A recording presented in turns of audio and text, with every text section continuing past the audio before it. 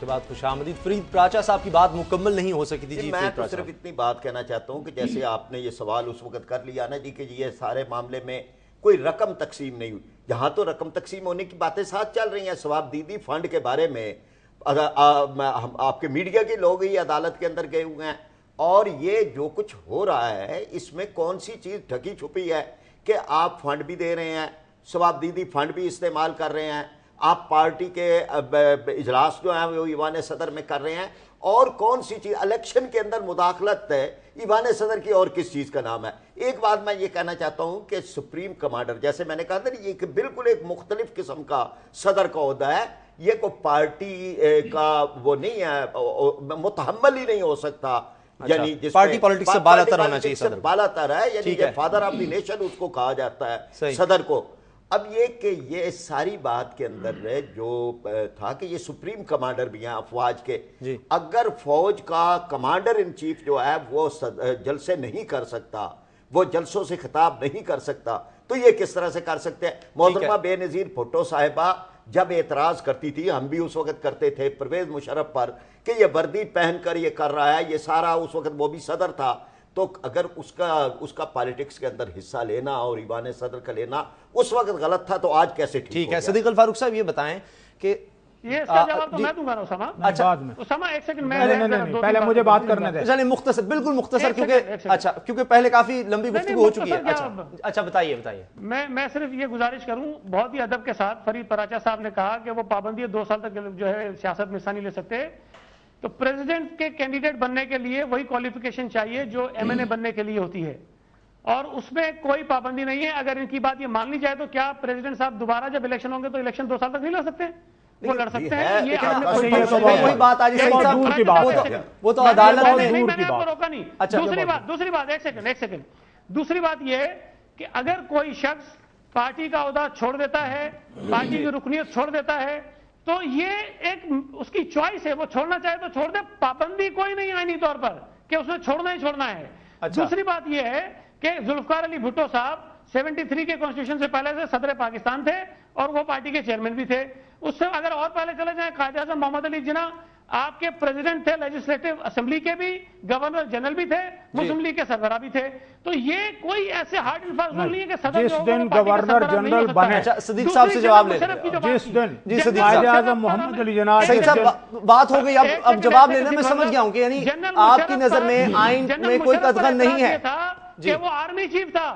ٹھیک ہے، army chief صدر پاکستان نہیں بن سکتا، اور آرمی چیف اگر غلام اسحاق میں اور اس میں فرق بتا دیں، چلیں وہ کسی پارٹی کی میٹنگز ہو کر ہیڈ کرے گا۔ صدیق صاحب کی بات سنیں، سعید صاحب غلام، انہوں نے اعتراض اٹھایا کہ وہ صدر پاکستان جو سپریم کمانڈر ہیں۔ میرے بھائی جب این آر او کا کیس چلا تھا تب آپ کو خیال نہیں ہوتا تھا کہ یہ سپریم کمانڈر ہے اور اس کے خلاف آپ کہہ رہے ہو کہ جی خطرے کو دوسری عدالتوں کو؟ اچھا اس کا جواب تو لے لینا سعید صاحب، بات ہو گئی، میں سمجھ گیا آپ کی نظر میں فوج کا سپریم کمانڈر ہے تو اس کو این آر او کے کیس میں بھی وہی فیسلٹی وہی ریلیف ملنی چاہیے۔ چلیں آپ جواب بھی آنے دینا، بات دیکھیں نا، امیونٹی ہے تو ہم نے نہیں مانی۔ دیکھیں لوگوں کو نقطہ نظر تب سمجھ آئے گا مختلف پارٹیز کے جب دوسروں کا بھی جواب آئے۔ خوف کریں، جو پابندیاں صدر پر ہیں وہ لگائیے آئین میں، جی میں آپ عرض کروں گی، دیکھیں یہ تو دونوں امیونٹیز، جو فیسلٹیز، جو بینیفٹس، ٹھیک ہے، اب فیصلہ ہمارے سامنے، یہ سب باتیں عدالت کو بھی پتہ ہے سعید غنی صاحب۔ اب یہ چپ نہیں کریں گے آپ، سعید غنی صاحب آپ چپ تو نہیں کریں گے آج تو بہت، آپ تو بڑے معقول آدمی ہیں، آپ کیا کر رہے ہیں آپ؟ اچھا چلیں آپ صدیق صاحب، میں یہ عرض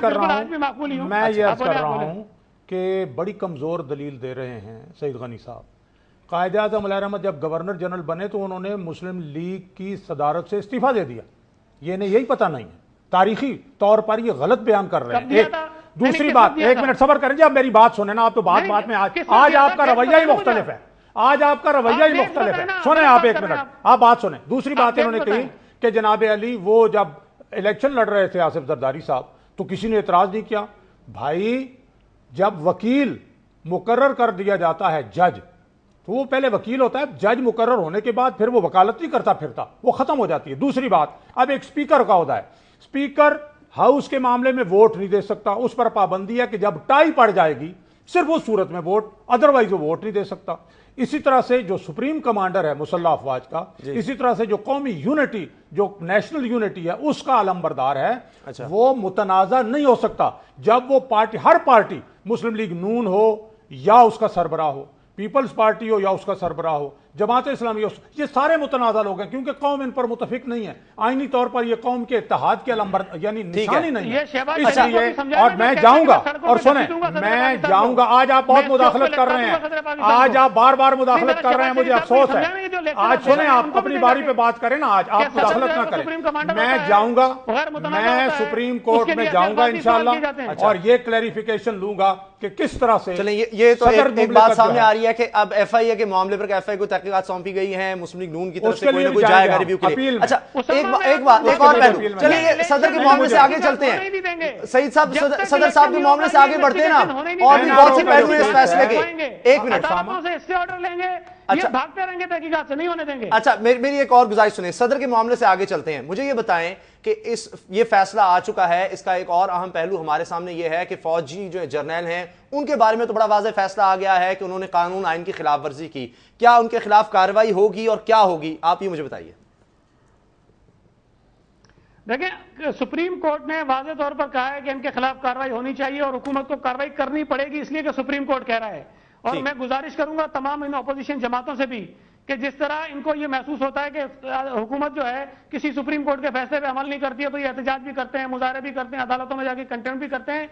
अगर इस केस में हुकूमत कहीं नरमी का मुजाहरा करे तो इनको वही रवैये अख्तियार करने चाहिए, और अदालत को भी वही रवैया अख्तियार करना चाहिए जो एनआरओ के केस में किया था, या जो गिलानी साहब के केस में किया था, जो दूसरे मुकदमा में हुआ है। उसी तरह हुकूमत को मजबूर करें, ये फोर्स करें हुकूमत को। अच्छा, कि भाई जिन्होंने पैसे दिए उनको भी सजाएं दो, जिन्होंने पैसे लिए उनको भी सजाएं दो, ताकि सुप्रीम कोर्ट के फैसले पर मनवान उसी तरह अमल दरामद हो सके जिस तरह एनआरओ के फैसले पे हुआ है, दूसरों पर हुआ है। अच्छा, ब्रेक का वक्त हो रहा है, ब्रेक का वक्त हो रहा है, मुझे ब्रेक पर जाना है। ब्रेक के बाद जब आऊंगा फरीद पराजा साहब से मैं इसका जवाब लूंगा कि इनको एतमाद है कि वाकई ये जो साबिक जर्नैल हैं, असद दुरानी साहब ISI चीफ हैं, और आर्मी चीफ, साबिक army chief Mirza Aslam bag, उनके खिलाफ हुकूमत वाकई कार्रवाई कर सकेगी और ये उनका साथ देंगे या नहीं। ब्रेक के बाद